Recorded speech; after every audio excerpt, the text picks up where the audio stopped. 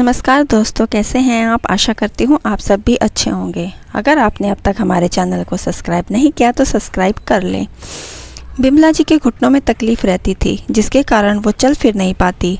घर में उनके अलावा उनका बेटा सतीश, बहू रूपा और एक पोती आयशा थी। सतीश की शादी को 6 साल हो चुके थे। पिछले 5 साल तक बिमला जी ही पूरा घर संभालती थी। घर का एक एक सामान वो खुद मंगवाती थी। बहू बेटे भी कभी उनके काम में दखल नहीं देते थे।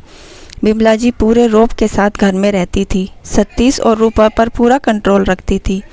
कहाँ जाना है, आज घर में क्या बनेगा, घर में कितना राशन आएगा, साथ ही सतीश की सारी सैलरी का हिसाब भी वे अपने पास ही रखती थी। शुरू में रूपा को इससे बड़ी तकलीफ़ होती थी, लेकिन जब सतीश ने समझाया, माँ की बात का बुरा नहीं माना करो, पापा के टाइम से सारा घर वो ही संभालती आ रही हैं, अब वो अपना रुतबा खोना नहीं चाहती, तो हम ऐसे ही चलने देते हैं।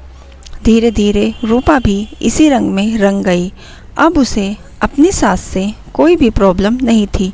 वह किचन का काम संभालती, उसमें भी बिमला जी अपनी पसंद या खाना बनवाती थी। कुछ दिन बाद रूपा अपने आप को फ्री मानने लगी कि सारी जिम्मेदारियां तो माँ जी उठा रही हैं। लेकिन अभी 1 साल पहले ही अचानक तबीयत खराब हो गई। 1 महीने तक बिस्तर पर पड़ी रही। अगला महीना शुरू हुआ तो हर बार की तरह सतीश अपनी सैलरी लेकर माँ के पास गया।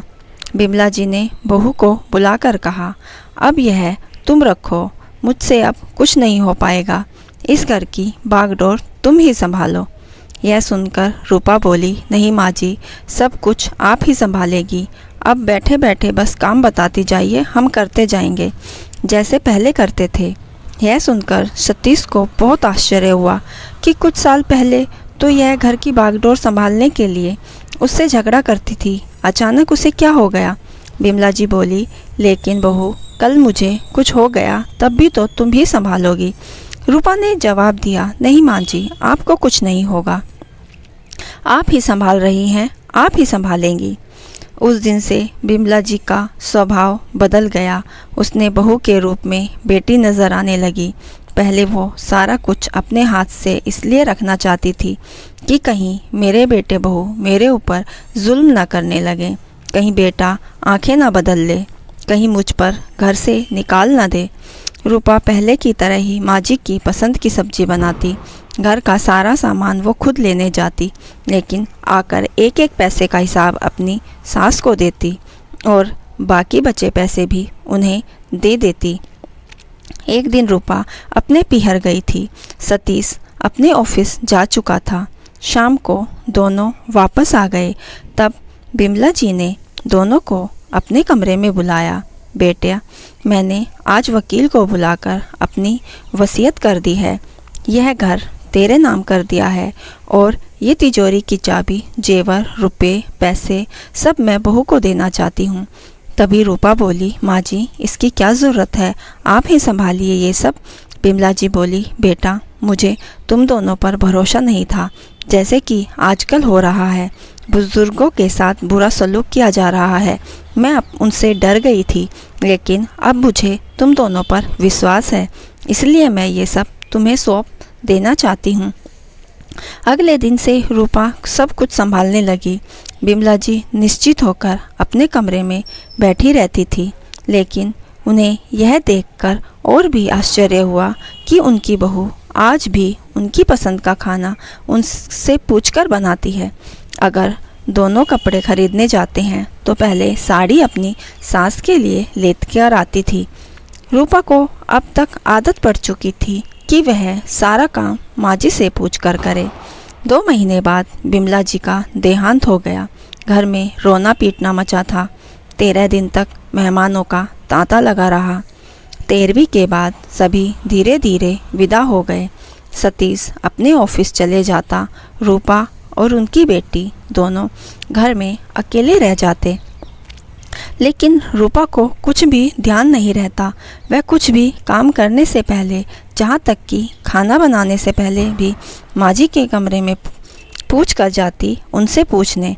खाली पलंग को देखकर उसकी आंखों में आंसू बहने लगते।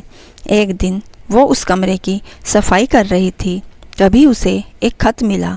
उस खत में पढ़ा तो उसमें उसके ही नाम था। उसमें लिखा था, बहू मैं जानती हूँ तू मेरे जाने के बाद भी मेरे कमरे में मुझसे पूछने आएगी कि माँ जी क्या बनेगा, इसलिए तुझे मेरी आदत पड़ गई है और आदतें इतनी जल्दी नहीं बदलती। लेकिन बेटी अब अपनी गृहस्थी संभालना सीख ले, अपने तरीके से अपनी गृहस्थी चला। हमारा समय और था, तुम्हारा समय और है। अपनी पसंद का खाना, बाहर घूमना, अपनी पसंद के कपड़े खरीदना, ये सब तुझे अकेले ही करना होगा। मेरी बातों से कभी तेरा दिल दुखा हो तो मुझे माफ़ कर देना। मुझे पता है कि जब तक मैं थी तू बेफिक्र थी, लेकिन अब तेरे सर पर छत नहीं है, मुझे ही छत बनना पड़ेगा, जिससे नीचे तेरा पति और तेरी बेटी सुरक्षित रहें और बेफिक्र रहें। मुझे पता है यह तू अच्छे से कर पाएगी। तेरी माँ बिमला। खत पढ़कर रूपा बहुत देर तक रोती रही। नहीं माँ जी, मुझसे यह सब नहीं होगा। मुझे वाकई ऐसा ही लग रहा है कि जैसे मेरे सिर पर छत नहीं है और मैं खुले आसमान के नीचे हूँ, जहाँ बारिश, आंधी, तूफान सब आएगा। खत को कई बार पढ़ने के बाद रूपा ने उसे सहज कर रख लिया। कुछ दिनों में वह एक माँ की तरह पूरा घर संभालने लगी। जब भी उसे कोई परेशानी होती, वह उस खत को निकालकर पढ़ती और दृढ़ता से डटकर मुश्किलों का सामना करती। रूपा को हर समय लगता था कि बिमला जी अब भी उसके साथ खड़ी हैं। दोस्तों, हमारी सास बहू की यह कहानी आपको कैसी लगी हमें कमेंट बॉक्स में ज़रूर बताइए और हमारे चैनल को सब्सक्राइब, लाइक और शेयर करना ना भूलें। कहानी पूरी सुनने के लिए आपका दिल से धन्यवाद।